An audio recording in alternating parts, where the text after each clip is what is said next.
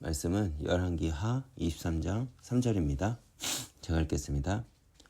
왕이 단 위에 서서 여호와 앞에서 언약을 세우되 마음을 다하고 뜻을 다하여 여호와께 순종하고 그의 계명과 법도와 율례를 지켜 이 책에 기록돼 이 언약의 말씀을 이루게 하리라 하매 백성이 다 그 언약을 따르기로 하니라.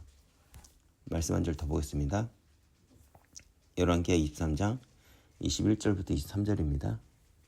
왕이 무 백성에게 명령하여 이르되 이 언약책에 기록된 대로 너희 하나님 여호와를 위하여 유월절을 지키라 하매 사사가 이스라엘 다스리던 시대부터 이스라엘 여러 왕 시대와 유다 여러 왕 시대에 이렇게 유월절을 지킨 일이 없었더니 요시야 왕 18째 해 예루살렘에서 여호와 앞에 이 유월절을 지켰더라. 이스라엘 타락한 이유가 무엇이었을까요?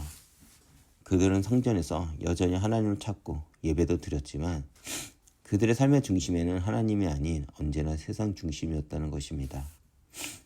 그렇게 그들은 세상과 타협을 하며 하나님을 섬긴 것입니다. 그러나 이러한 이스라엘의 모습은 그들이 그렇게 중요하게 여긴 십계명, 나 이외에는 다른 신을 섬기지 말라는 율법을 어기게 된 것입니다. 그렇게 그들의 행위는 하나님 보기에 악한 것이었습니다. 그렇다면 이스라엘은 왜 이렇게 율법을 무시하며 살아갔을까요? 이스라엘이 얼마나 오랫동안 율법책을 보지 않았으며 오늘 본문에서 요시야는 옷을 찢고 회개하는 장면이 나옵니다. 즉 이스라엘은 히스기야 이후 남유다 왕들은 율법책을 가까이 하지 않고 하나님보다 세상과 이방 신들의 방법에 맞춰 살게 됩니다. 그것이 요시야가 율법책을 얻고 옷을 찢으며 회개한 것이 그 증거입니다. 그리고 요시야 왕의 선택은 그동안 이스라엘과 남유다 왕들이 그동안 하나님을 왕으로 섬기지 않고 그리고 율법, 예배를 드리지 않은 것에 대한 회개를 합니다. 다시 말해 요시야는 하나님의 백성으로서 하나님의 율법을 멀리하고 언약이 끊어진 것에 대한 처절한 회개를 한 것입니다.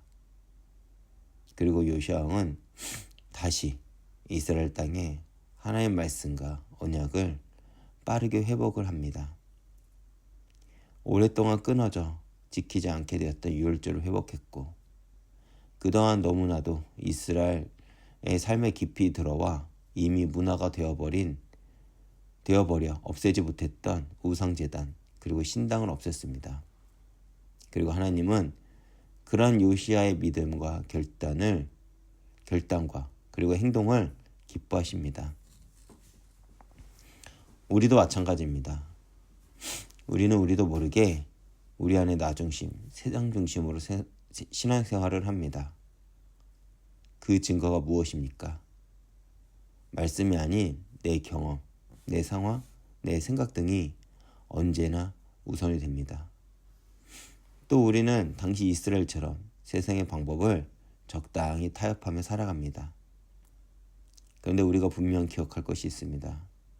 이러한 적당한 신앙은 하나님 앞에서는 죄가 된다는 것입니다.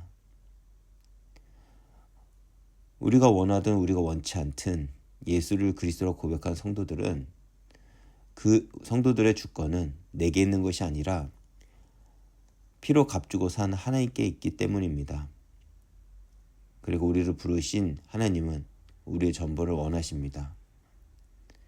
사실 이렇게만 이야기하면 예수를 믿는다는 것이 부담스럽기만 합니다.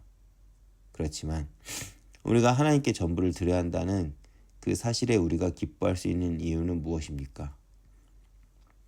죄와 사망으로 죽어야만 했던 우리를 하나님이 살리셨기 때문입니다. 또한 사단에게 이리저리 종노를 하던 우리를 구하셨기 때문입니다. 더 나아가 우리를 자녀로 삼으셨기에 우리는 하나님의 사람으로 살아간다는 그 사실에 우리는 기뻐할 수 있는 것입니다. 나보다 나를 더 잘 아시고 더 좋은 길로 인도하시는 하나님이시기에 우리가 하나님을 정말 믿는다면 내 주권을 그분께 온전히 맡기며 따라갈 수 있습니다. 지금 우리는 다시 하나님께 돌이켜야 할 때입니다. 그리고 우리의 삶이 하나님의 기쁨이요 간증이 되어야 합니다. 그때 하나님이 다시 나와 교회를 통해 세상의 소금과 빛이 되는 일을 하실 것입니다. 오늘도 내가 있는 그 자리에서 하나님을 기쁘게 하는 참 예배로 회복하며 삶의 전부를 주님께 맡기는 날이 되길 기도하겠습니다.